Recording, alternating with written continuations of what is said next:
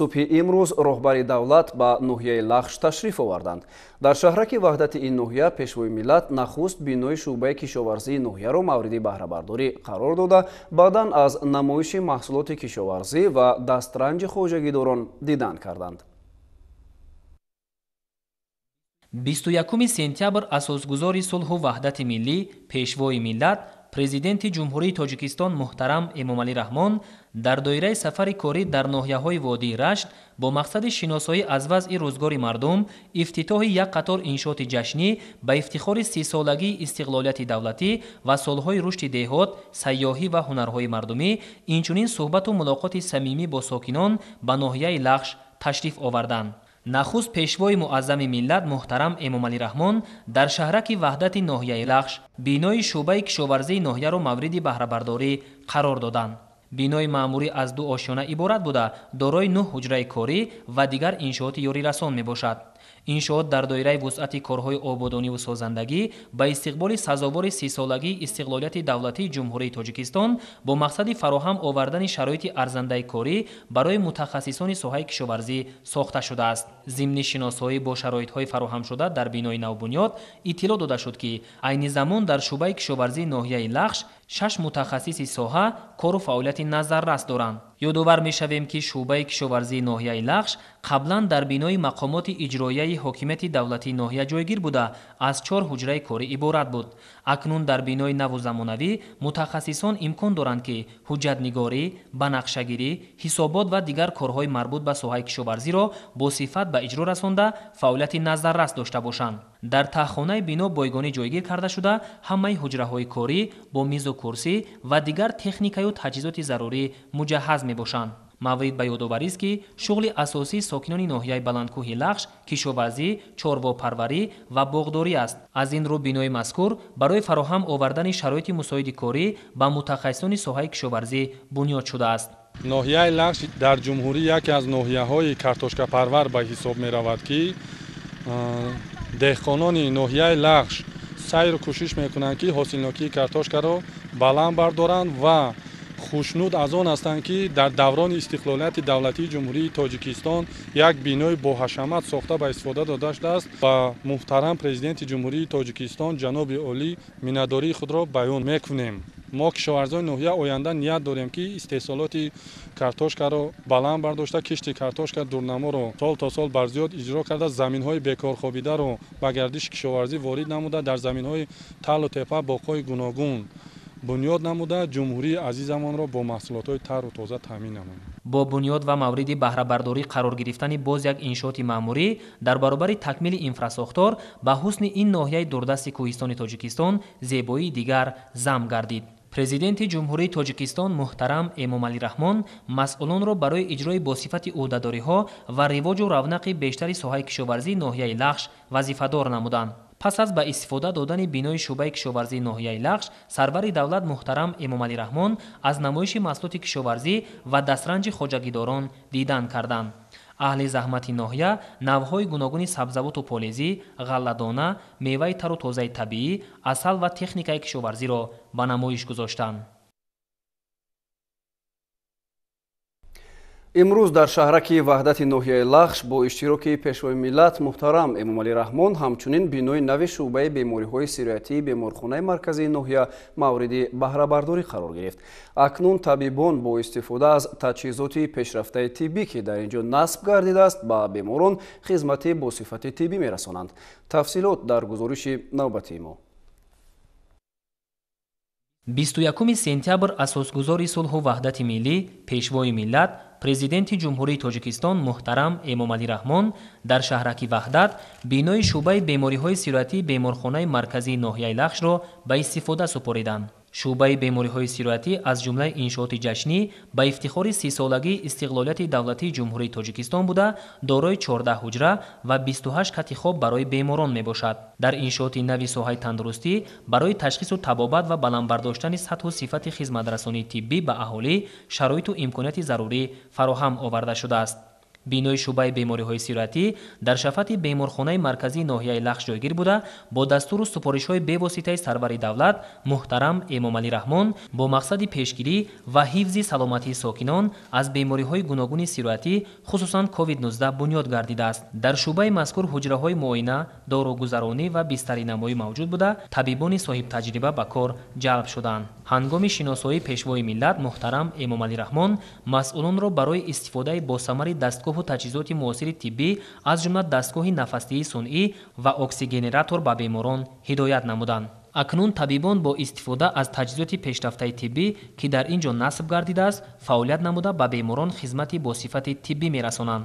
солҳои охир бо дастгирии ҳукумати ҷумҳурии Тоҷикистон ва татбиқи амалии барномаҳои миллӣ дар соҳаи тандурустии мамлакат бахусус дар ноҳияи Лахш дастовардҳо назаррасанд. ин раванд имкон фароҳам овард ки сатҳу сифати хизматрасонии тиббӣ ба аҳолӣ беҳтар карда шавад. дар ҳудуди ноҳияи Лахш дар баробари беморхонаи марказӣ 6 беморхонаи минтақавӣ мавҷуд аст ки 261 нафар мутахассиси соҳа ба 57130 нафар аҳолӣ хизмати тиббӣ мерасонанд. бо дастгирии асосгузори сулҳу ваҳдати миллӣ пешвои миллат президенти ҷумҳурии Тоҷикистон муҳтарам Эмомалӣ Раҳмон мо дар ин 30-солагии истиқлолият соҳиби як шӯъбаи сироятии замонавӣ бо тамоми таҷҳизотҳои ҳозиразамон ноил гаштем. айни ҳол бошад метавонем ки ба 28 кат дар як шабонарӯз хизматрасонӣ кунем.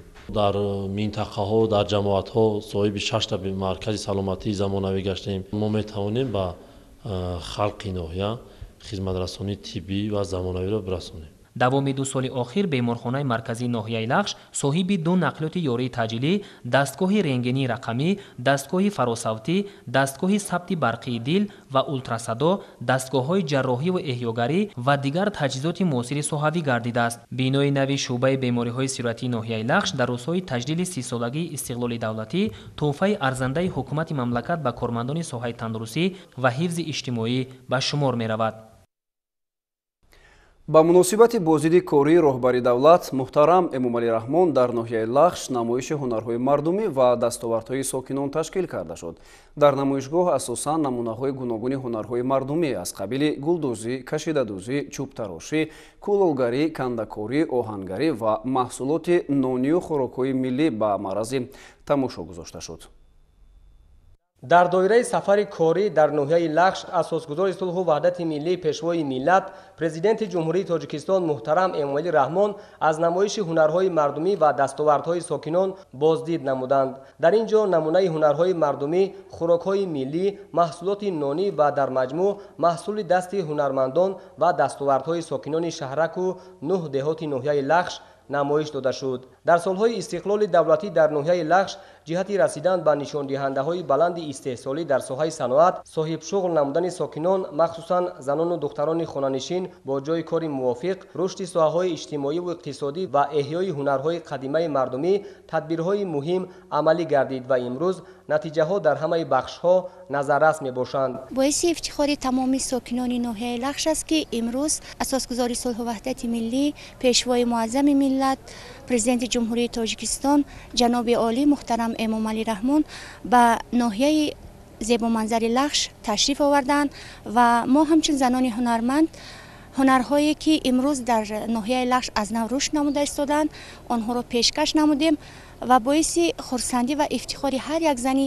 тоҷик аст ки имрӯз ҳунарҳои мардумӣ аз тарафи ҳукумати ҷумҳурии Тоҷикистон ва бевосита аз тарафи ҷаноби олӣ дастгирӣ намуда истодааст ва ҳамчун як нафар зани ҳунарманд ман кӯшиш ба харҷ дода истодам ки ҳунарҳои бибиҳои мо аз байн наравад ва бозам ба духтаракони нав ва арӯсони нав мо онҳоро омӯзонем то дар оянда онҳо аз ин ҳунарҳо дар зиндагии худашон истифода баранд. дар намоишгоҳ ба президенти мамлакат муҳтарам Эмомалӣ Раҳмон асосан намунаи зиёди ҳунарҳои мардумӣ аз қабили ҳунари гулдӯзӣ, кашидадӯзӣ, чӯбтарошӣ, маҳсулоти нонӣ ба монанди кулчаю фатир бо андозаҳои гуногун, шириниҳо, чапотӣ, самбуса ва чанд намуди хӯрокҳои миллӣ ки ба мардуми ин ноҳияи дурдасти Тоҷикистон хос мебошанд, муаррифӣ гардид. дар ҳамин ҷо пешвои муаззами миллат муҳтарам Эмомалӣ Раҳмон با خواننده صنف هفتم مؤسسه تحصیلات میانه عمومی رقم 32 ناحیه لخش مهمه زاکیرова صحبت صمیمی انجام داده از شرایط تحصیل و دانش آموزی او پرسان شدند. سلام علیکم. سلامت باشید. سلامت باشید. سیب چند میخونید؟ 7. 7؟ باید چی میشه کنید؟ ها؟ دکتری؟ برای چی؟ چون که برای خلقمون خدمت میکنم. زبانهای روسی انگلیسی میخونه؟ میخونه؟ نه؟ باید چند است؟ 4-5. نام چی است؟ My name is Muhima. My surname is Katikovayan. هنگام صحبت صمیمی معلوم گردید که مهمه در مکتب با بهای خوب و اعلا خوانده داننده زبانهای خارجی می باشد. سرور دولت محترم امامعلی رحمان مسئولان را برای ادامه تحصیل این فرزند خوش‌طالع در یکی از مؤسسه های تعلیمی تیپ نو در شهر دوشنبه وظیفه‌دار کردند. من از مایدهکیم در اینجا اشتراک میکردم، بازی میکردم و امید داشتم که پیشوای ملت را از پیش ببینم. خدا با آرزویم رسوند که پیشوایم رو دیدم. پیشوایم به من گفته که کلان شوی. چی میشوی؟ گفت. من گفتم دکتری میشوم، خدمت میکنم به خلقمون و نقص بخوان. گفت دوشنبه میبرم. گفت من خیلی خرسند شدم. پیشوای ملت من رو گفته که لیسه میبرم، تا اونجا میخونی، لیسه پرزیدنتی میخونی، بعد من تو رو خبر گرفتم میستم. روسی، انگلیسی، زبان تاجیک، ادبیات رو دوست می‌دارم بهتر. در سالهای استقلال دولتی در ناحیه لخش جهت احیا و رشد هنرهای مردمی، جلب جوانان و هنرهای قدیمه که از دوره‌های پیش تا به امروز نگاه داشته می‌شود، تدبیرهای ضروری عملی کرده شد.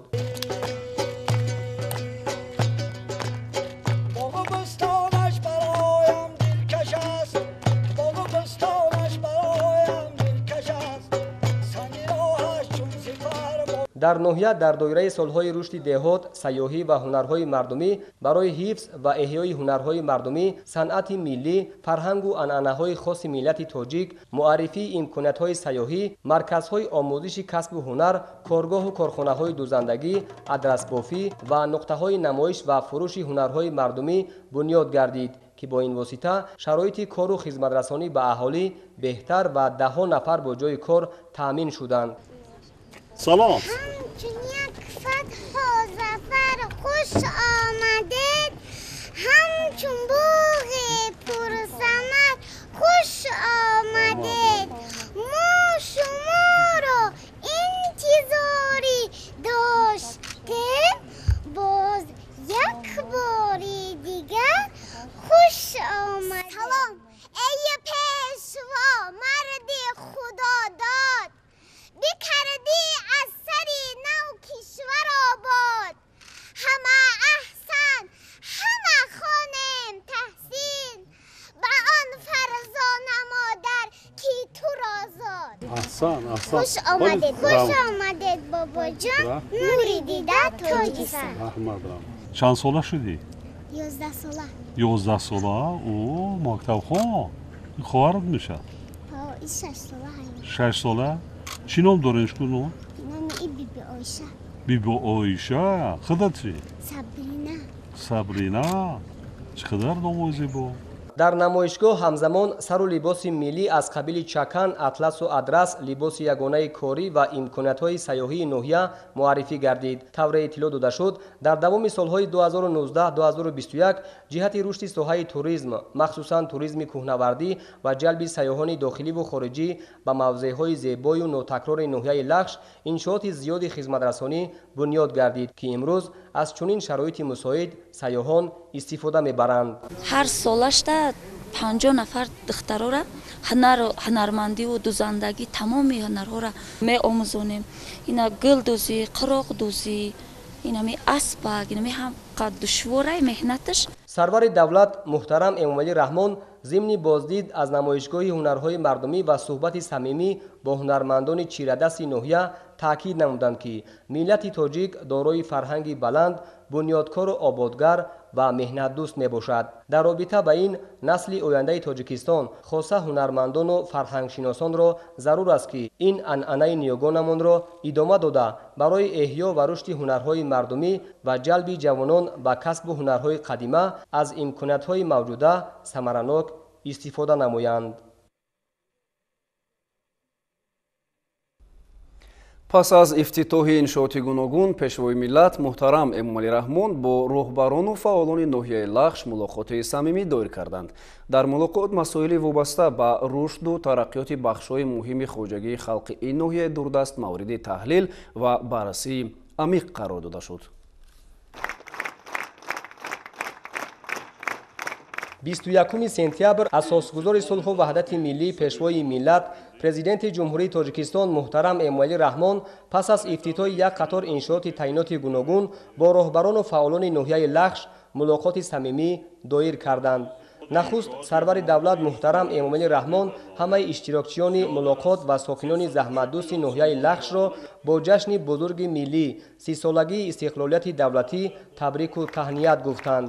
дар даврони соҳибистиқлолӣ бо дастгирии доимии ҳукумати мамлакат барои ҳалли масъалаҳои иҷтимоии ноҳияи Лахш ва баланд бардоштани сатҳи некуаҳволии мардуми он аз ҳисоби ҳамаи сарчашмаҳо зиёда аз 1.2 миллиард сомонӣ маблағ хароҷот гардидааст. таи 30 соли соҳибистиқлолӣ дар ҳудуди ноҳия 21 лоиҳаи давлатии сармоягузорӣ ба маблағи зиёда аз 700 миллион сомонӣ амалӣ гардида имрӯзҳо татбиқи боз 3 лоиҳаи дигар идома дорад. илова бар ин тибқи барномаи рушди иҷтимоиву иқтисодии ноҳия барои солҳои 2021-2025 амалисозии 224 лоиҳа ба маблағи умумии 221 миллион сомонӣ пешбинӣ гардидааст ки ба таъмин намудани фаъолияти муназзами инфраструктураи ноҳия, бунёди иншооти иҷтимоӣ, истеҳсоливу хизматрасонӣ ва таъсиси садҳо ҷойи нави корӣ мусоидат мекунад.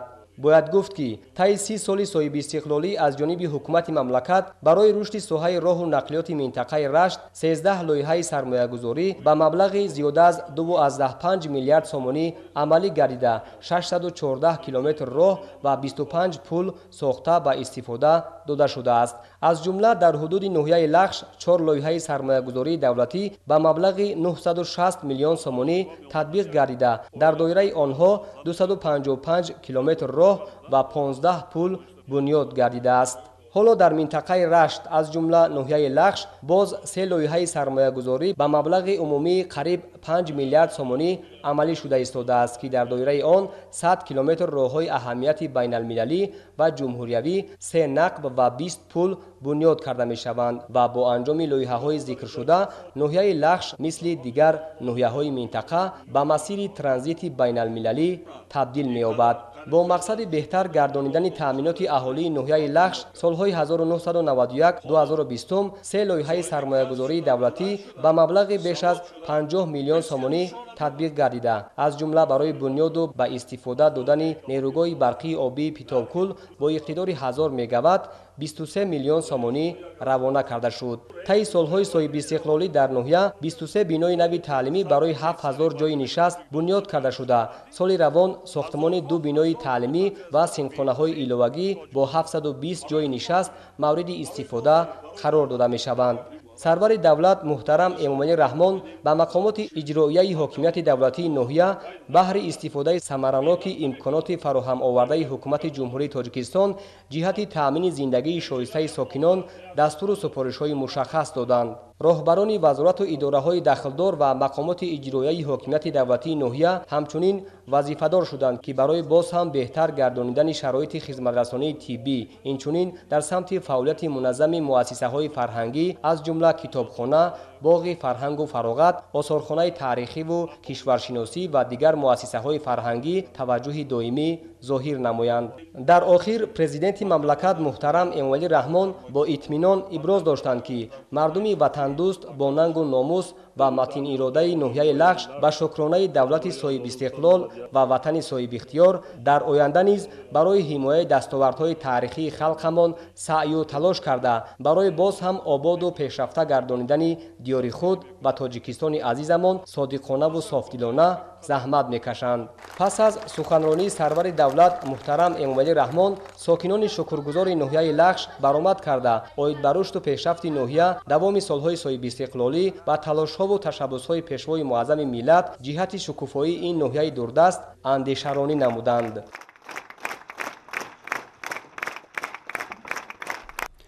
пас аз боздид аз ноҳияи Лахш, пешвои миллат муҳтарам Эмомалӣ Раҳмон ба ноҳияи Тоҷикобод ташриф оварданд. Дар ин ноҳия низ бо иштироки роҳбари давлат чанд иншооти муҳим мавриди баҳрабардорӣ қарор дода шуд. Аз ҷумла бо ба фаъолият оғоз кардани маркази хизматрасонии Тоҷикобод 10 нафар бо ҷои кори доимӣ таъмин карда шуданд. 21 сентябр асосгузори сулҳу ваҳдати миллӣ, пешвои миллат, президенти ҷумҳурии Тоҷикистон муҳтарам Эмомалӣ Раҳмон бо сафари корӣ ба ноҳияи Тоҷикобод ташриф оварданд.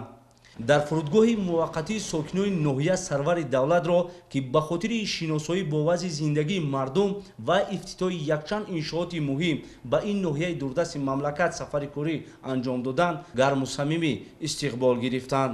нахуст пешвои миллат президенти мамлакат муҳтарам Эмомалӣ Раҳмон дар шаҳраки Тоҷикободи ноҳияи Тоҷикобод ба фаъолияти маркази хизматрасонии Тоҷикобод оғози расмӣ бахшиданд. иншоот дар масоҳати 4500 метри мураббаъ сохта шуда аз 3 ошшона иборат мебошад.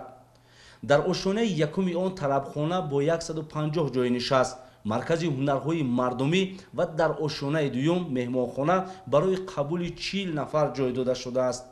дар ошшонаи сеюми бино бошад маҷлисгоҳ таъсис дода шудааст ки дар он шароити хуби баргузор намудани мулоқоту вохӯриҳо муҳайё мебошад. дар дохили иншоот аз ҷониби ҳунармандони ноҳия намунаи ҳунарҳои мардумӣ аз қабили кандакорӣ, кулолгарӣ, гулдузӣ, бофандагию ресандагӣ ва дигар дастранҷи хешро ба намоиш гузоштанд. ташкили намоишгоҳи васеъи ҳунарҳои мардумӣ бозгӯи он аст ки дар ноҳияи Тоҷикобод ҷиҳати ҳифз ва тарғибу ташвиқи ҳунарҳои қадимаи миллати тоҷик таваҷҷӯҳи хоса зоҳир мегардад ва омӯзиши он ба насли оянда дар сатҳи зарурӣ ба роҳ монда шудааст. маркази хизматрасониро оилаи идиёфҳо ба хотири сазовор истиқбол гирифтани ҷашни 30-солагии истиқлоли давлатӣ ва дар доираи солҳои рушди деҳот, сайёҳӣ ва ҳунарҳои мардумӣ бунёд намуданд. дар ин марказ 10 нафар сокинони маҳаллӣ ки аз курсҳои омӯзишӣ гузаштанд ба ҷои кори доимӣ таъмин гардиданд.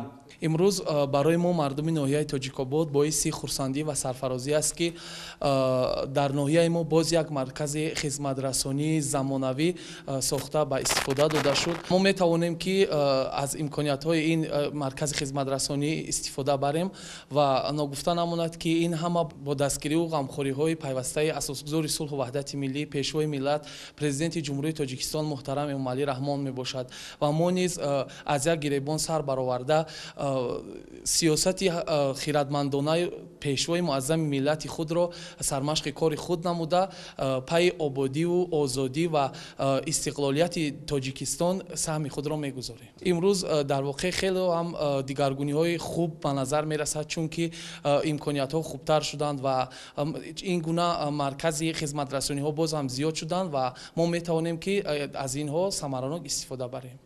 намои берунаи бино бо тарҳ ва усули меъмории миллӣ оро ёфтааст ки зебоии маркази ноҳияро таъмин менамояд.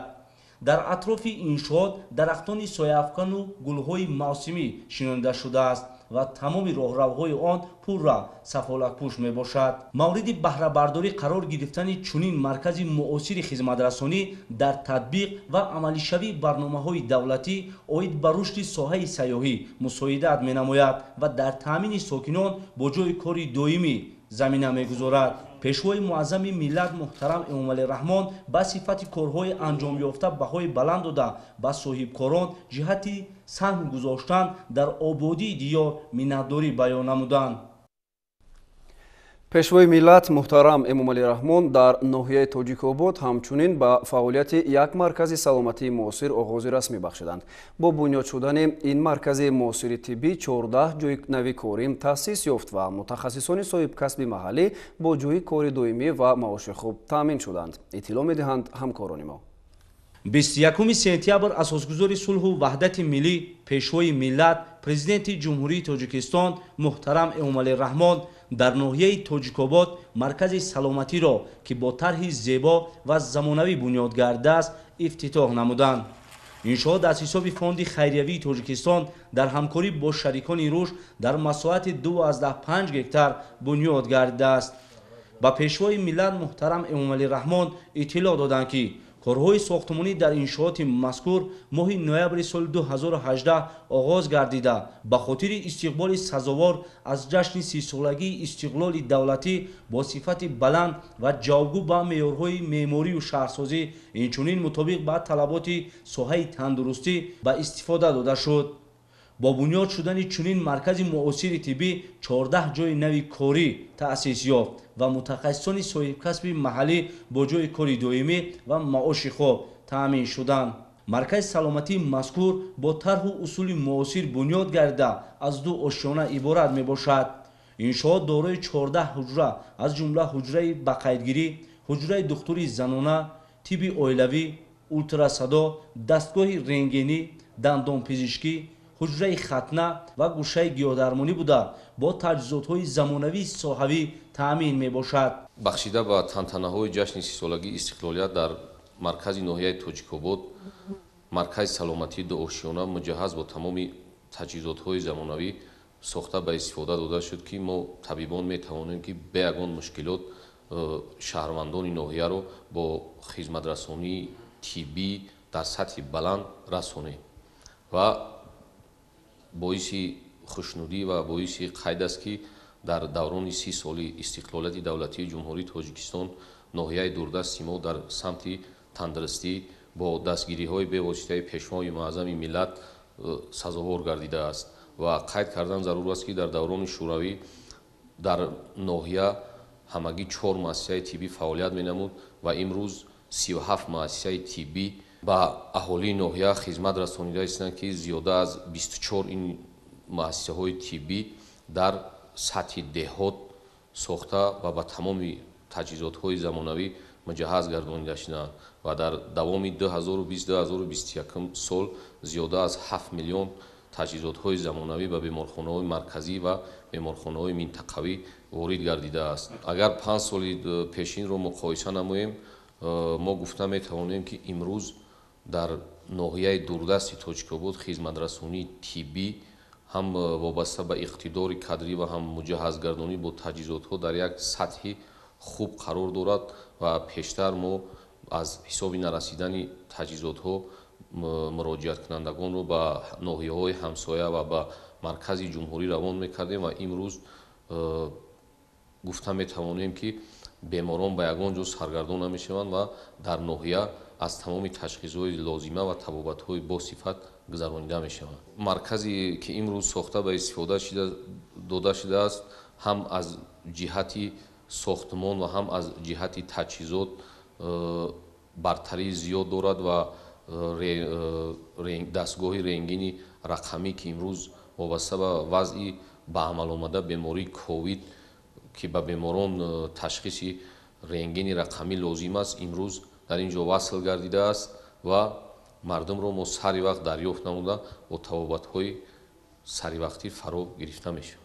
мо кормандони соҳаи тандурустӣ аз ҷумла занон миннатдории хешро ба пешвои муаззами миллат ҷаноби олӣ президенти ҷумҳурии тоҷикистон эмомалӣ раҳмон мерасонем.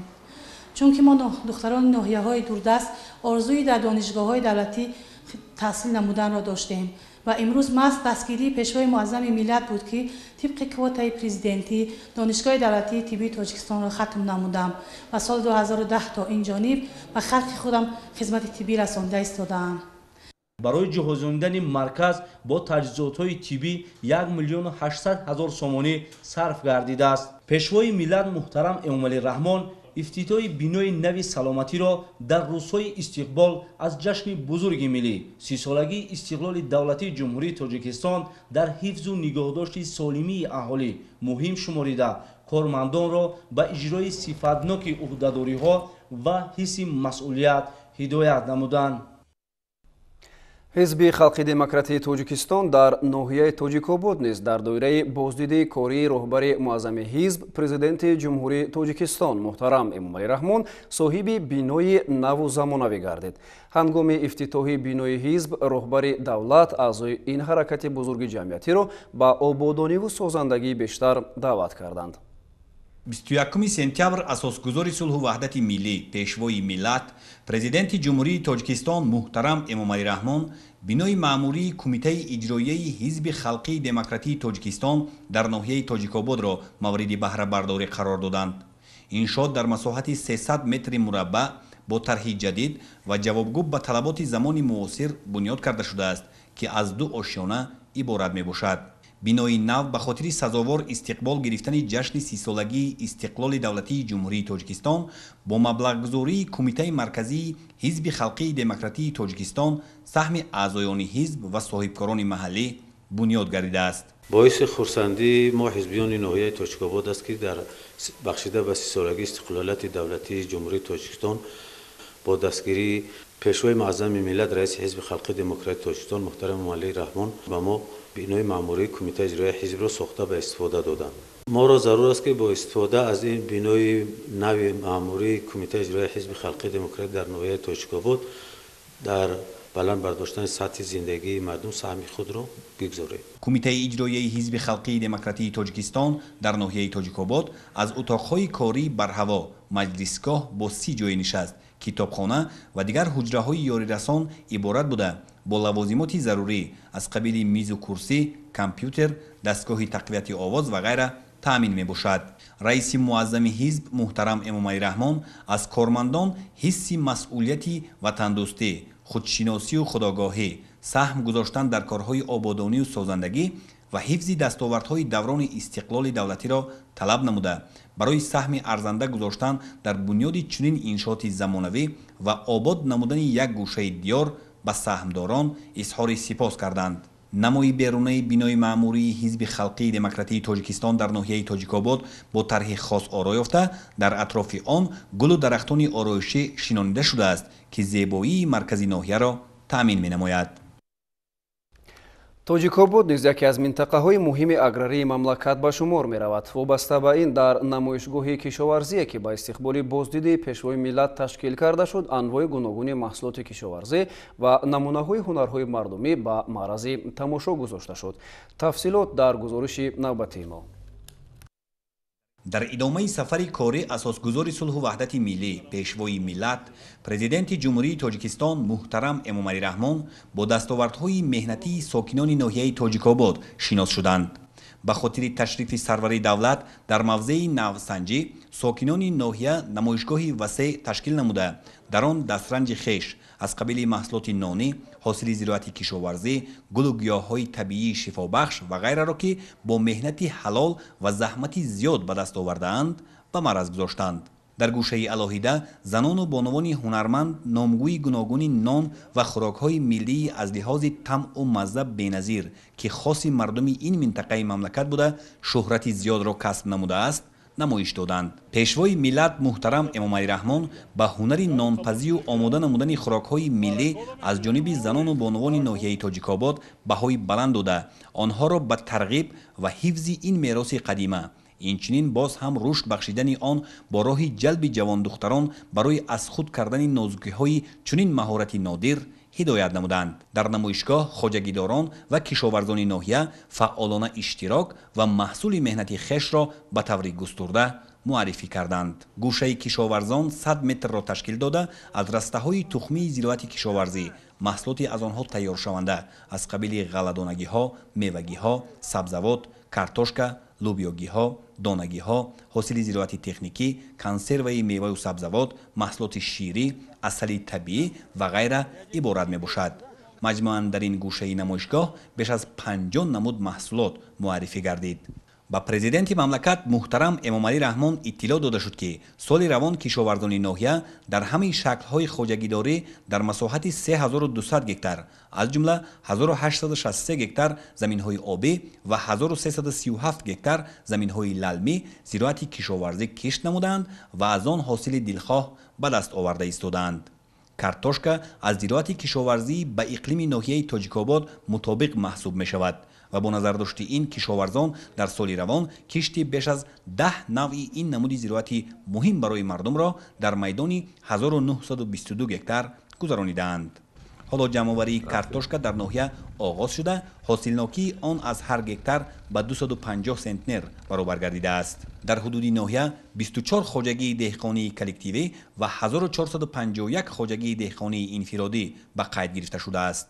боғдорӣ дар ноҳияи тоҷикобод таи солҳои соҳибистиқлолии мамлакат дар доираи барномаҳои давлатии рушди соҳаи боғу токпарварӣ пешрафт намуд. бо истифода аз имконоти мавҷуда сокинон тавонистанд масоҳати боғҳоро ба 1702 гектар расонанд. аз масоҳати умумии боғҳои мавҷуда 674 гектараш мевадиҳанда мебошад. майдони боғҳои интенсивӣ бошад дар ноҳия ба 52 гектар баробар гардидааст. дар намоишгоҳ қариб ҳамаи намуди мева ки парвариш ва истеҳсоли он дар ноҳияи тоҷикобод имконпазир аст ба намоиш гузошта шуд. дар ин ҷо занбурпарварони ноҳия асали табиӣ аз лиҳози экологӣ тоза ва дорои тамъи лазизро бо шакл ва ҳаҷми гуногун ки давоми сол истеҳсол намудаанд ба маъраз гузоштанд. дар ноҳияи тоҷикобод мавзеъҳои зиёди дорои гулу гиёҳҳои шифобахш ва барои парвариши занбур мусоид мавҷуд мебошад. ҳоло дар ноҳия 5932 оилаи занбур парвариш карда мешавад ва соли равон ҳаҷми истеҳсоли асал дар ҳамаи шаклҳои хоҷагидорӣ 33 тоннаро ташкил додааст. пешвои миллат муҳтарам эмомалӣ раҳмон бо назардошти мусоид будани иқлими ноҳия зиёд намудани оилаи занбури асалро муҳим шуморида кишоварзонро ба истифодаи самараноки имконоти мавҷуда ҳидоят намуданд. дар намоишгоҳ аз ҷониби кормандони хоҷагии ҷангал 30 намуд гулу гиёҳ ва меваҳои шифобахши дар ҷангал ва кӯҳистони ноҳия мерӯида муаррифӣ карда шуд. чорводорӣ низ таи солҳои охир дар ноҳияи тоҷикобод рушд намуд ва сокинон сол то сол ҳаҷми истеҳсоли шир ва маҳсулоти шириро зиёд намудаанд. имсол дар ноҳия 10218 тонна шир истеҳсол карда шудааст ва аҳолӣ аз ин ҳисоб намудҳои гуногуни маҳсулотро тайёр менамоянд. далели ин ба маъраз гузошта шудани номгӯи зиёди маҳсулоти ширӣ дар намоишгоҳ аст. президенти мамлакат муҳтарам эмомалӣ раҳмон ба маҳсули дасти кишоварзон баҳои баланд дода онҳоро ба боз ҳам бештар рушд бахшидани соҳа бо роҳи зиёд намудани майдони кишт ва ҷорӣ кардани усулҳои нави кишту парвариши зироат ҳидоят намуданд. баъди ифтитоҳи иншооти таъиноти гуногун президенти ҷумҳурии тоҷикистон муҳтарам эмомалӣ раҳмон дар маркази ноҳияи тоҷикобод бо роҳбарону фаъолони ноҳия мулоқоти самимӣ доир карданд. сарвари давлат таъкид намуданд ки таи солҳои соҳибистиқлолӣ дар ноҳияи тоҷикобод 12 лоиҳаи сармоягузории давлатӣ ба маблағи беш аз 400 миллион сомонӣ амалӣ гардида имрӯзҳо татбиқи боз 5 лоиҳаи дигар идома дорад. сарвари давлат саҳми соҳибкорону сокинони ноҳияро дар рушду пешрафти ин гӯшаи диёр некуназаррас арзёбӣ карда таъкид намуданд ки дар давоми 30 сол дар ҳудуди ноҳия 277 иншооти муҳими иҷтимоиву иқтисодӣ аз ҷониби соҳибкорони ноҳия бунёд ва азнавсозӣ шудааст. тафсилоти мулоқотро дар гузориши навбатии мо бубинед. 21 сентябр асосгузори сулҳу ваҳдати миллӣ пешвои миллат президенти ҷумҳурии тоҷикистон муҳтарам эмомалӣ раҳмон баъди ифтитоҳи иншооти таъиноти гуногун дар маркази ноҳияи тоҷикобод бо роҳбарону фаъолони ноҳия мулоқоти самимӣ доир карданд. президенти мамлакат муҳтарам эмомалӣ раҳмон оид ба дастовардҳои кишвар давоми солҳои соҳибистиқлолӣ суханронӣ карда аз дастгирии сокинони ноҳияи тоҷикобод аз сиёсати созандаи роҳбарияти давлату ҳукумати ҷумҳурии тоҷикистон ёдовар шуданд. сарвари давлат муҳтарам эмомалӣ раҳмон таъкид намуданд ки бо дастгирии пайвастаи ҳукумати мамлакат дар ин давра барои таъмин намудани рушди устувори соҳаҳои иқтисодиву иҷтимоии ноҳияи тоҷикобод ва баланд бардоштани сатҳи некуаҳволии сокинони он беш аз 780 миллион сомонӣ равона карда шудааст. таи солҳои соҳибистиқлолӣ дар ноҳия 12 лоиҳаи сармоягузории давлатӣ бо маблағи беш аз 400 миллион сомонӣ амалӣ гардида имрӯз татбиқи боз 5 лоиҳаи дигар идома дорад ки дар доираи онҳо то ба ҳол 14 миллион сомонӣ аз худ карда шудааст. ҳамзамон бо ин ҷиҳати идомаи раванди корҳои ободонию созандагӣ ва рушди ноҳия خصوصاً برای بهتر نمودن شرایط اینفراساختار و تأسیس جایهای نوی کاری در برنامه رشد اجتماعی و اقتصادی ناحیه تاجیک‌آباد برای سالهای 2021-2025 عملی سازی 165 لایحه با مبلغ عمومی 102 میلیون سومانی پیش بینی گردیده است. سرور دولت محترم امامعلی رحمان سهم صاحبکاران و ساکنان ناحیه را در رشد و پیشرفت این گوشه دیار نیک و نظررس ارزیابی کرده تاکید نمودند که در دوام 30 سال در حدود ناحیه 277 انشاءات مهم اجتماعی و اقتصادی از جمله 115 انشاءات از جانب صاحبکاران ناحیه بنیاد و از نوسازی شده است. ضمن سخنرانی سرور دولت محترم امامعلی رحمان ساحه‌های پیشبرنده اقتصادی ناحیه از جمله بخش کشاورزی را تحلیل نموده با راهبران ناحیه و مسئولین ساحه‌ها سپارش دادند که جهت استفاده عاقلانه هر یک وجب زمین از جمله زمین‌های پرزیدنتی و نزدی‌حولگی و رعایت اگرتکنیکی پرورش زراعت‌ها و استفاده وسیع تخم‌های خوش‌صفت تدبیرهای سودمند اندیشند. مسئولین ناحیه وظیفه‌دار گردیدند که جهت افزایش دادن حجم استحصال محصولات کشاورزی، تأسیس مرکزهای لوجستیکی، نگهداری و کارکرد، بند و بست و صادرات محصولات کشاورزی یکجا با وزارت و اداره‌های دخلدار چاره‌های ضروری را راه‌اندازی نمایند. در دوام 30 سال صاحب استقلالی در حدود منطقه رشت از جمله ناحیه تاجیک‌آباد یک چند لایحه خرد و میانه دایر به تامینات با نیروی برق به مبلغ عمومی 24 میلیون سومانی عملی گردیده. نیروگاه برق آبی فتح‌آباد با اقتدار 282 کیلووات بنیاد کرده شده است. در حدود ناحیه تاجیک‌آباد مرحله سیوم لایحه برقرارسازی راه دوشنبه قرمیق و قسم لایحه بهتر نمودن نگهداری راه‌های تاجیکستان به مبلغ عمومی 370 میلیون سومانی تطبیق کرده شده است. باید گفت که ماه ایون سال جاری در جریان یک سفر کاری از جانب سرور دولت محترم امامعلی رحمان لایحه بنیاد راه راغون آبیگرم نورآباد که ادامه تدبیرهای سازنده حکومت مملکت دایر بر رشد ناحیه‌های وادی رشت و ولایت مختار کوهستان بدخشان میباشد آغاز گردید. در دوره صاحب استقلالی حجم مبلغ‌گذاری به ساحه معارف ناحیه 10 برابر زیاد شده و زیاده از 20 میلیون سومانی در سال 2021 رسیده است. در 15 سال اخیر مبلغ‌گذاری ساحه تندرستی از حساب بودجه دولتی 14 برابر زیاد شده است. در آخر سخنرانی سرور دولت محترم امامعلی رحمان بار دیگر همه حاضرین را با جشن 30 سالگی استقلال دولتی تهنیت گفته برایشان سعادت زندگی را آرزو نمودند. بعد سخنرانی پرزیدنت مملکت محترم امامعلی رحمان ساکنان ناحیه کارمندان کسب و کار گوناگون با شکرگزاری از دوران صاحب استقلالی برآمد کردند.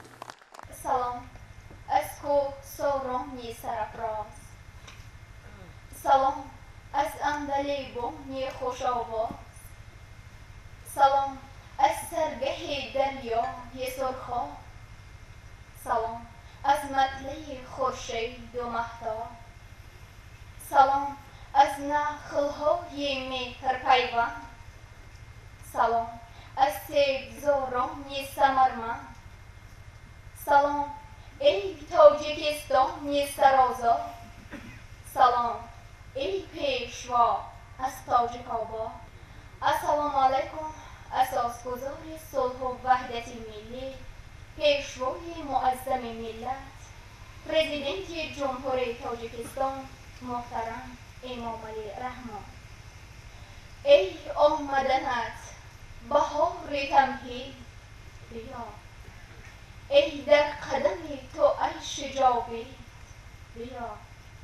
من خواننده صنف دهم مؤسسه تحصیلات میانه عمومی رقم 13 ناحیه تاجیک‌آباد صبور و نگاره این زمان خود را از خوشبخت‌ترین دختران نمی‌دانم که در محضر نورانی شخصیتی که جهان از حکمت و همتش و تلاش و زحمتش در راه سعادت و خوشبختی ملتش انگشت حیرت گزیده است سخن میگویم.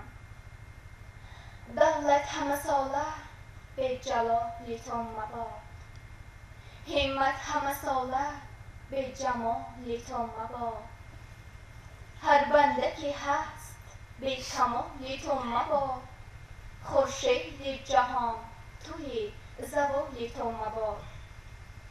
ما جوانان و نورسان که نسل زمان استقلال هستیم از آن شکر و افتخار میکنیم که در زمان تولد شده و تحصیل و کار و فعالیت میکنیم که شخصیتی که نه تنها برای آبادی و شکوفایی تاجیکستان بلکه جهان تلاش و کوشش میکند پیشوای ما تاجیکان است.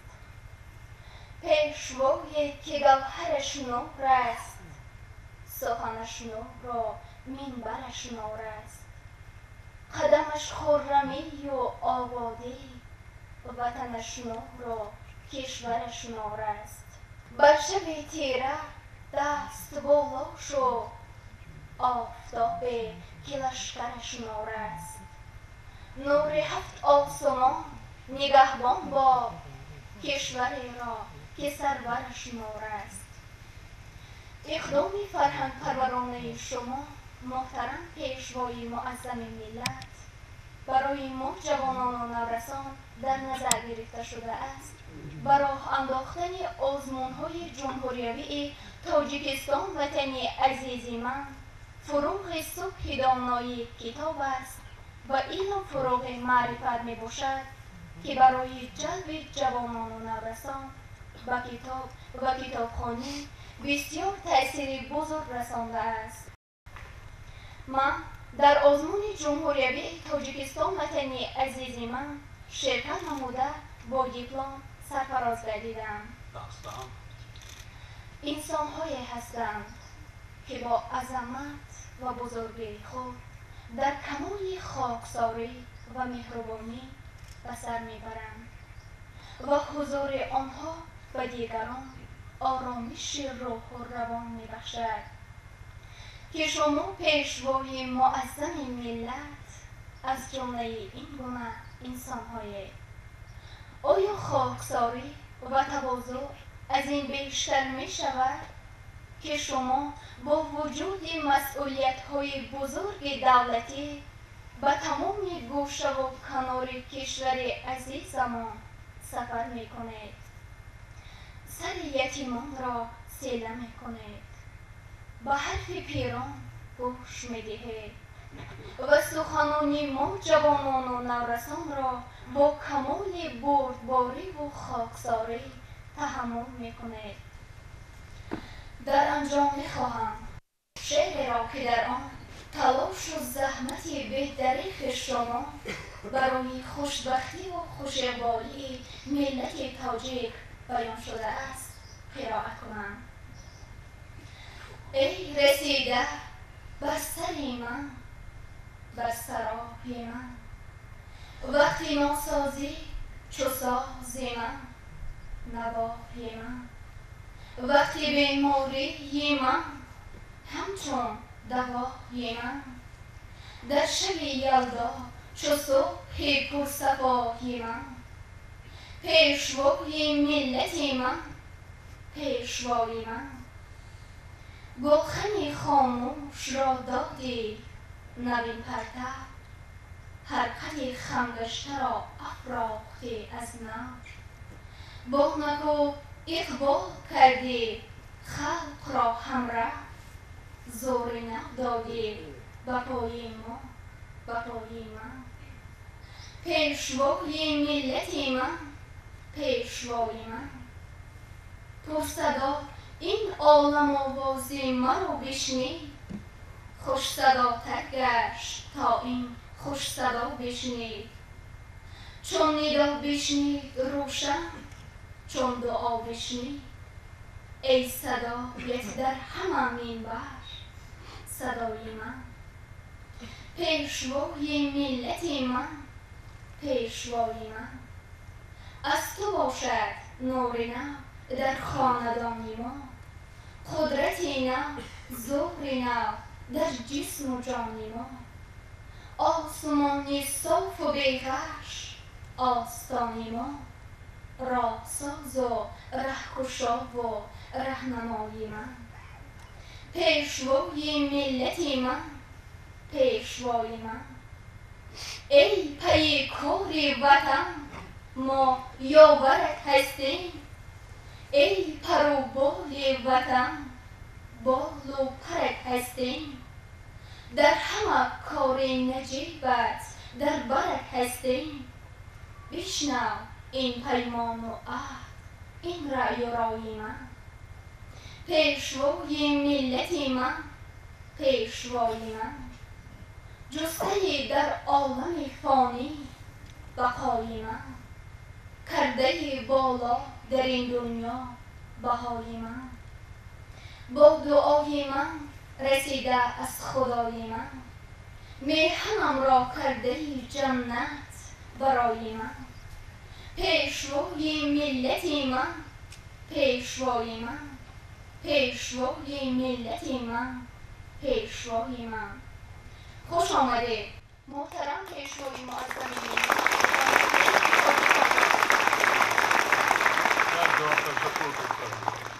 السلام علیکم اساسگزار صلح و وحدت ملی پیشوای ملت پرزیدنت جمهوری تاجیکستان محترم امام علی رحمان من نور سراج‌الدین استقامت کننده جماعت دیهات لنگری شاهی ناحیه تاجیک‌آباد هستم.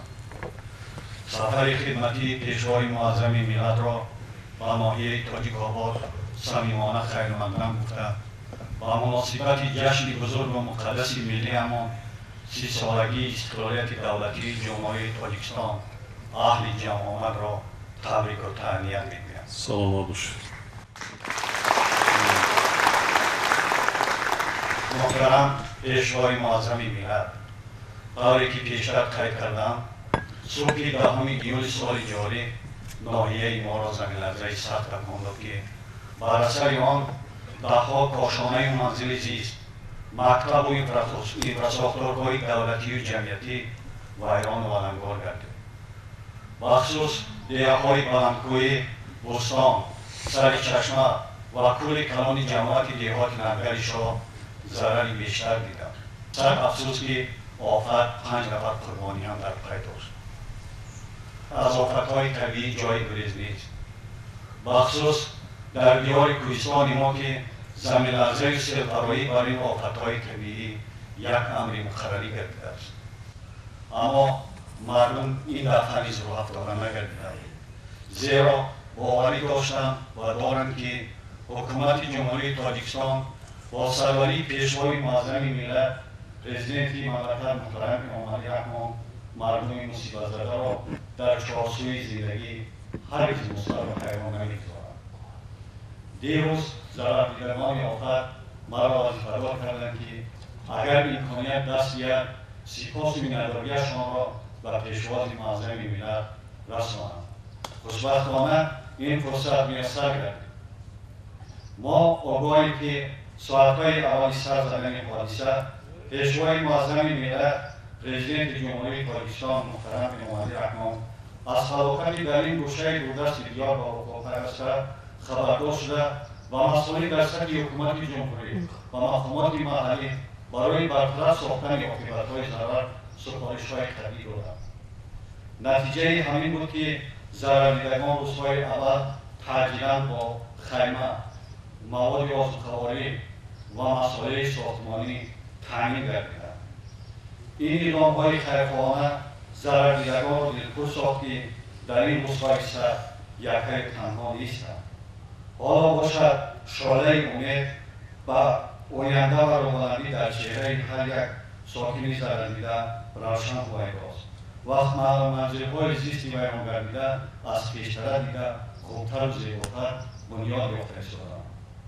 مردم ناحیه تاجیک‌آباد خوب درک نمودند که سروری دولتمان در حقیقت یک شخصیت نادر هستند که در زندگی روزمره و فعالیت کاری شعار اصلا اساسیشان بیشتر به خلق نقل رساندن است. یک پرسی بهترین کس کیست؟ گویم از قول بهترین کسان بهترین کس کسی بود که زخر بیش باشد به خلق نقل رسان و وقتی ملت تاجیک همیشه صحت و سلامت و نیرومند و مظفر باشه. محترم پیشوای معظم ملت سلامت باشید. مردم در حقیقت از دستگیری شما به نهایت بی‌ندار هستند. سلامت باشید. یک جان تشکر. سلام مبارک رسید. شاد باشید. аз ҳама муҳимаш барои ман шумо ҳастед, мардуми Тоҷикистон. Азизи ман, ман аз ҷон ҳарчи орзуи омоне ки дар дили ниятон аст, дар қалбатон аст, ҳамонро насибтон гардонам. Саломат бошед.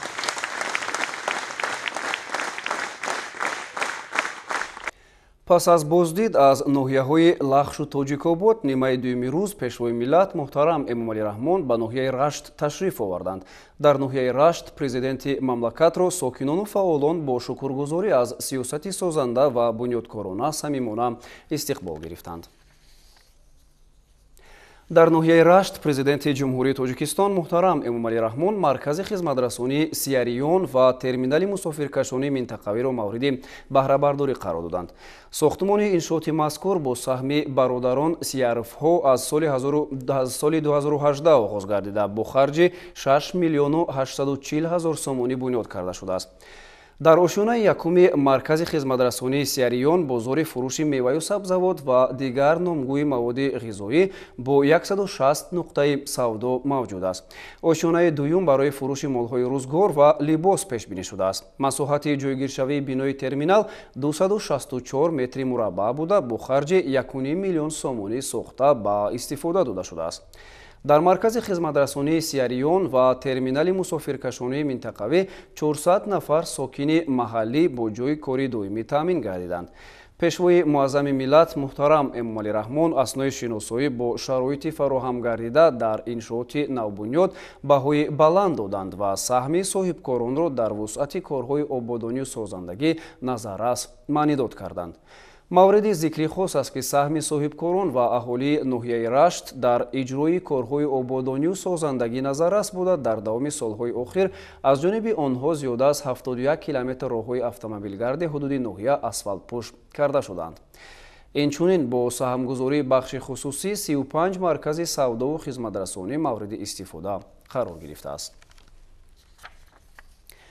дар доираи боздиди кории асосгузори сулҳу ваҳдати миллӣ пешвои миллат президенти ҷумҳурии Тоҷикистон муҳтарам Эмомалӣ Раҳмон дар ноҳияи Лахш низ чандин иншооти нави истеҳсолию хизматрасонӣ мавриди истифода қарор дода шуд. дар ифтитоҳи ин иншоот намояндагони ҳукумати ҷумҳурӣ ва роҳбарони вазорату идораҳои ҷумҳуриявӣ иштирок намуданд. тафсилот дар гузориши навбатии ҳамкорони мо. бунёду навсозии иншооти муҳими иҷтимоиву иқтисодӣ, ташкили ҷойҳои нави корӣ ва фароҳам сохтани шароити мусоиди кору хизматрасонӣ ба аҳолӣ дар меҳвари асосии сиёсати пешгирифтаи роҳбарияти давлат ва ҳукумати мамлакат қарор дорад. бо назардошти муҳимияти ин масъала ҳамасола дар марказ ва деҳоти ноҳияи Лахш иншооти зиёди иҷтимоӣ ва хизматрасонӣ бо шароити арзанда ва мутобиқ ба талаботи замон бунёд мегарданд. дар доираи сафари кории асосгузори сулҳу ваҳдати миллӣ пешвои миллат президенти ҷумҳурии Тоҷикистон муҳтарам Эмомалӣ Раҳмон дар ноҳияи Лахш 6 иншоот аз ҷумла бинои нави муассисаи таҳсилоти миёнаи умумии рақами 9, бинои шуъбаи агентии суғуртаи иҷтимоӣ ва нафақа, 2 маркази бузурги хизматрасонию тиҷоратӣ, тарабхонаи замонавӣ ва комплекси чорводорӣ мавриди истифода қарор дода шуд ки бо ин восита 30 нафар сокини маҳаллӣ бо ҷойи кори мувофиқ таъмин шуданд. дар расми ифтитоҳи иншооти таъиноти гуногун ки дар марказ ва деҳоти ноҳияи Лахш сурат гирифт, раиси маҷлиси намояндагони Маҷлиси Олии Ҷумҳурии Тоҷикистон Маҳмадтоҳир Зокирзода, намояндагони ҳукумати Ҷумҳурии Тоҷикистон ва роҳбарияти мақомоти иҷроияи ҳокимияти давлатии ноҳия иштирок намуданд. тавре иттилоъ дода шуд, бинои нави муассисаи таҳсилоти миёнаи умумии рақами 9 бо ҷалби маблағҳои буҷети мақомоти иҷроияи ҳокимияти давлатии ноҳия ва саҳми соҳибкорон бунёд гардида, аз 3 ошёна, 9 синфхонаи барҳаво ва дигар инфраструктураи зарурии ёрирасон иборат мебошад. мактаби рақами 9 дар деҳоти ҷиргатоли ноҳияи Лахш ва дигар иншооти хизматрасонӣ дар доираи тантанаҳои ҷашни пурифтихори миллӣ 30-солагии истиқлоли давлатӣ ҷиҳати дар шароити мусоид ба таълиму тарбия фаро гирифтани хонандагон бунёд гардида, тӯҳфаи арзандаи ҷашнӣ барои хонандагон ва омӯзгорони ин муассисаи таълимӣ ба ҳисоб меравад. соли 2017 муассисаи мазкурро хатм намуда тибқи квотаи президентӣ ба донишгоҳи давлатии омӯзгории Тоҷикистон ба номи Садириддин Айнӣ факултети забони англисӣ дохил шуда, соли равон донишгоҳро хатм намуда айни ҳол дар муассисаи мазкур ба ҳайси омӯзгори забони англисӣ кору фаъолият намуда истодаам. имрӯз боиси хушнудӣ аст ки бинои якуми муассисаи мо ба истифода дода шудааст. хурсандии омӯзгорон, кӯдакон ҳадду канор надорад. мо аз дастгириҳои пайвастаи асоскори асосгузори сулҳу ваҳдати миллӣ пешвои миллат муҳтарам эмомалӣ раҳмон миннат дорем ва мо мутахассисони ҷавон баҳри баланд бардоштани сатҳи дониши хонандагон ва дар рӯҳияи ватандӯстиву меҳанпарастӣ тарбия намудани хонандагон саъю кӯшиш менамоем. қаблан хонандагон бинобар набудани шароити созгор дар бинои кӯҳна ки аз як ошёна иборат аст таълим мегирифтанд. мо аввал дар биноҳои кӯҳна мехондем ва шароити хуб надошт ва мо ҳозир дар биноҳои нав муассисаи нав гузаштем. муассисаи таҳсилоти миёнаи умумии рақами 9 се қисмро дар бар мегирад. қисми аввали мактаб ки барои 420 хонанда дар ду баст пешбинӣ шудааст мавриди истифода қарор гирифт. дар қисматҳои дигари иншоот корҳои сохтмонӣ идома дорад ва дар сурати пурра мавриди баҳрабардорӣ қарор гирифтани он 780 хонанда дар як баст ба таҳсил фаро гирифта мешаванд. дар саҳни муассисаи нави таълимӣ дастовардҳои хонандагон намоиш дода шуд. тавре таъкид гардид дар солҳои таҳсили 2020-2021 хонандагону омӯзгорон ба дастовардҳои назаррас ноил гардиданд. махсусан хонандагони муассисаи мазкур дар озмуну чорабиниҳои сатҳи ноҳиявӣ ва ҷумҳуриявӣ инчунин олимпиадаҳои фаннӣ иштирок карда натиҷаҳои баландро ба даст оварданд. дар даври озмуни ноҳиявӣ фуруғ исоби донои китоб аст иштирок намуда аз адабиёти муосир ҷои аввалро гирифтам ва сипас сайру кӯшиш дорам ки дар даври ҷумҳуриявӣ иштирок намуда ҷои намоёнро гирифта сарбаландона ба ноҳияи худ баргардам. ман аз пешвои миллат миннатдорам ки ба мо хонандагон наврасон чунин шароитҳоро фароҳам кардааст. дар озмуни ҷумҳуриявии тоҷикистон ватани азиз ман иштирок намуда сазовори ҷои дуюм гаштам ва ман хушҳол аз онам ки ба сарвари мо ба мо чунин озмунҳоро ташкил намуданд. дар ноҳия ҳамзамон ду маркази бузурги хизматрасонӣ, тарабхонаи барҳавои дуошёна ва бинои нави шуъбаи агентии суғуртаи иҷтимоӣ ва нафақа дар ноҳияи Лахш ба истифода дода шуд. марказҳои хизматрасонӣ дар шаҳраки Ваҳдат аз ҷониби соҳибкорони ватанӣ Файёз Абдусаломов ва Иброҳим Назиров ҷиҳати дастрасии саривақтии аҳолӣ бо маводи хӯрока ба ташкили ҷойҳои нави корӣ бунёд гардид. бинои марказҳои хизматрасонӣ аз ду ошёна иборат буда дар он маводи ғизоӣ, ашёи рӯзгор, сару либоси мардонаву занона ва кӯдакона ба фурӯш гузошта шудааст. мо соҳибкорон аз дастгириҳои ҳукумати мамлакат изҳори миннатдорӣ баён намуда оянда боз кӯшиш менамоем ки барои ободии ноҳия саҳми худро гузорем. қаблан кормандони шуъбаи агентии суғуртаи иҷтимоӣ ва нафақа дар ноҳияи Лахш дар бинои кӯҳна фаъолият мекарданд. дар доираи тадбирҳои ободонӣ ба истиқболи ҷашни 30-солагии истиқлоли давлатӣ бинои шуъбаи агентии суғуртаи иҷтимоӣ ва нафақа пурра навсозӣ шуда кормандон дар шароити хуби корӣ ба мардум хизмат мерасонанд. қаблан дар бинои шуъбаи агентии суғуртаи иҷтимоӣ ва нафақаи назди ҳукумати ҷумҳурии тоҷикистон дар ноҳияи Лахш шароити хуби корӣ барои кормандони шуъба на он қадар фароҳам буд. бино кӯҳна ва фарсуда гардида ба талабот ҷавобгӯ набуд. боиси хушҳолист ки имрӯз дар доираи сафари кории пешвои миллат муҳтарам эмомалӣ раҳмон баъд аз таъмиру аз навсозӣ бинои шуъбаи агентии суғуртаи иҷтимоӣ ва нафақаи назди ҳукумати ҷумҳурии тоҷикистон дар ноҳияи Лахш ба истифода супорида шуд. акнун он мушкилиҳое ки мо доштем ҳамаи онҳо бартараф шуда имрӯз дар шуъбаи агентии суғуртаи иҷтимоӣ ва нафақа шароити хуби корӣ барои кормандон ва ба роҳ мондани сатҳи баланди хизматрасонӣ ба муроҷиаткунандагон ташкил карда шуд. иншоот аз ҷониби агентии суғуртаи иҷтимоӣ ва нафақаи назди ҳукумати ҷумҳурии тоҷикистон бо тарҳи хеле зебо ва ҷавобгӯ ба талаботи замон бунёд гардида дорои ҳуҷраҳои барҳавои корӣ мебошад. рушди соҳаи чорводорӣ ва дар ин замина таъмини аҳолӣ бо маҳсулоти гӯшту шир дар маркази таваҷҷӯҳи ҳукумати мамлакат қарор дорад. дар доираи ин ҳадаф дар деҳоти сарталои ноҳия дар назди хоҷагии деҳқонии Муҳаммад 2018 фермаи чорвопарварӣ таъсис дода шуд ки айни замон дар он бештар аз 200 сар чорвои калон нигоҳубин карда мешаванд. хоҷагии мо хоҷагии бисёрсоҳа буда чарогоҳи мавсимӣ дорад. дар оянда саршумори чорворо ният дорем зиёд кунем. аз ҷумҳурии Қазоқистон говои калони ширде овардани аҳолиро ба гӯшти босифат таъмин кунем. шароити беҳтарин муҳайё карда ҳукумати ҷумҳурии Тоҷикистон бахусус пешвои миллат муҳтарам эмомалӣ раҳмон барои мо қитъаи замин ҷудо карда доданд. дастгириҳо ҳаст ҳаматарафа аз ҷониби ҳукумати ноҳия. мо дар ҳамин замина фермаро сохтем, ба истифода додем, саршумори чорворо зиёд мекунем. фермаи чорвопарварӣ аз ҷониби соҳибкори ватанӣ Алишер Азимов 1 гектар бунёд гардида аз 3 қисмати асосӣ иборат мебошад. дар солҳои истиқлоли давлатӣ дар деҳоти сартало ба рушди соҳаи кишоварзӣ, махсусан зиёд намудани саршумори чорво ва таъмини аҳолӣ бо маҳсулоти гӯшту шир таваҷҷӯҳи махсус зоҳир карда шуд. дар ин баробар дар ноҳия бо бунёди иншооти нав дар бахшҳои муҳими кишоварзӣ саршумори чорвои калону майда зиёд ва бозори дохилӣ бо маҳсулоти худӣ таъмин карда мешавад.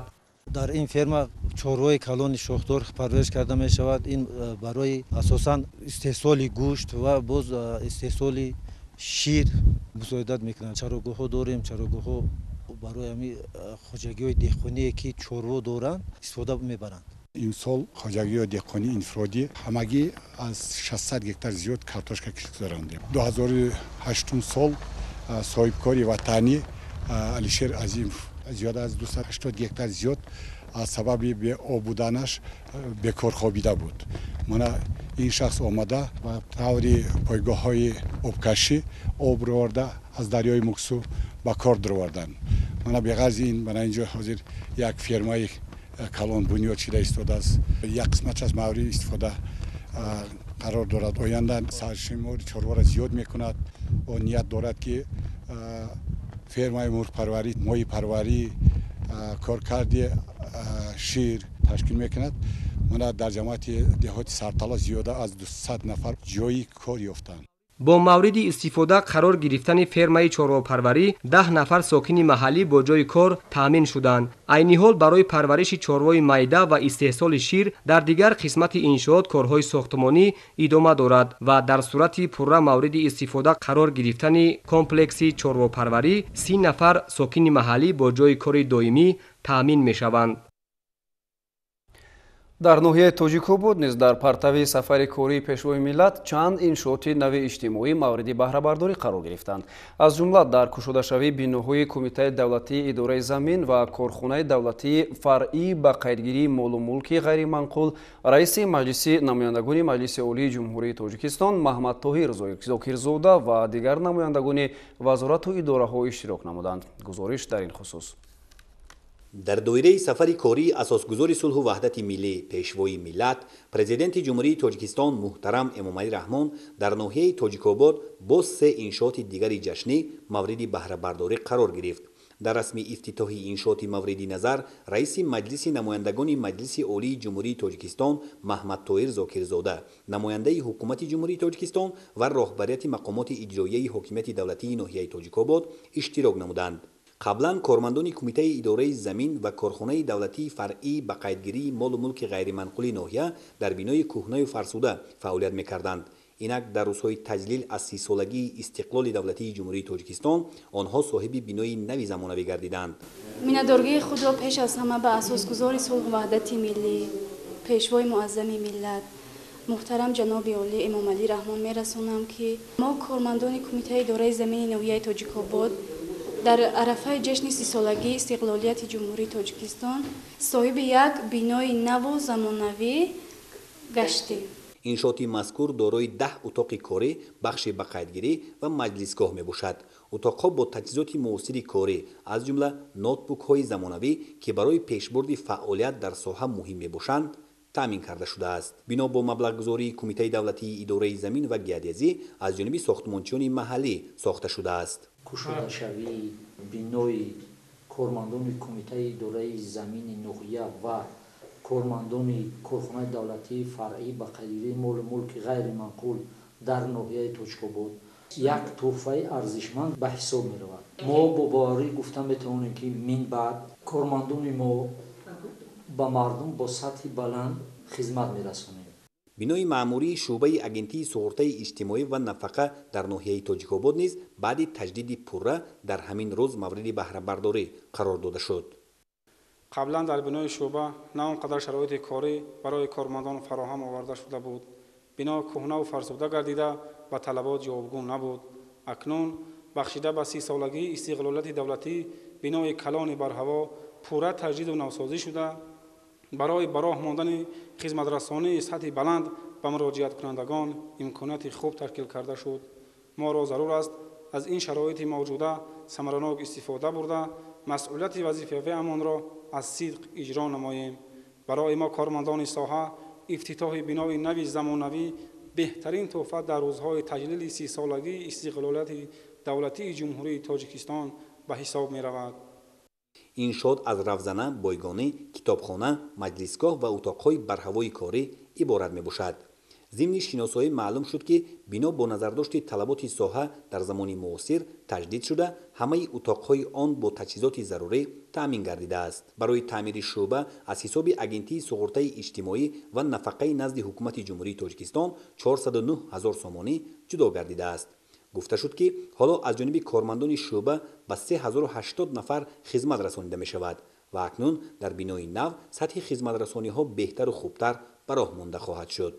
маркази ҳунармандии занон ҳам аз иншооти муҳим барои сокинон, хоса занону духтарони ноҳия дар самти омӯзиш ва аз худ намудани ҳунари дӯзандагию бофандагӣ ва ресандагӣ, инчунин ороиши мӯю рӯй ба ҳисоб меравад ки ин ҳам ба истиқболи 30-солагии истиқлоли давлатӣ ва дар доираи сафари кории пешвои миллат муҳтарам Эмомалӣ-Раҳмон дар ноҳияи Тоҷикобод ба истифода супорида шуд. пеш аз ин мо аз соли 2013 то 2021 дар як бинои фарсуда фаъолият мекардем ки мо наметавонистем ки шумораи коромӯзора бисёртар гирем ва ин сол акро хушбахтона бо дастгирии асосгузори сулҳу ваҳдати миллӣ пешвои миллат ва мақомоти ноҳияи Тоҷикобод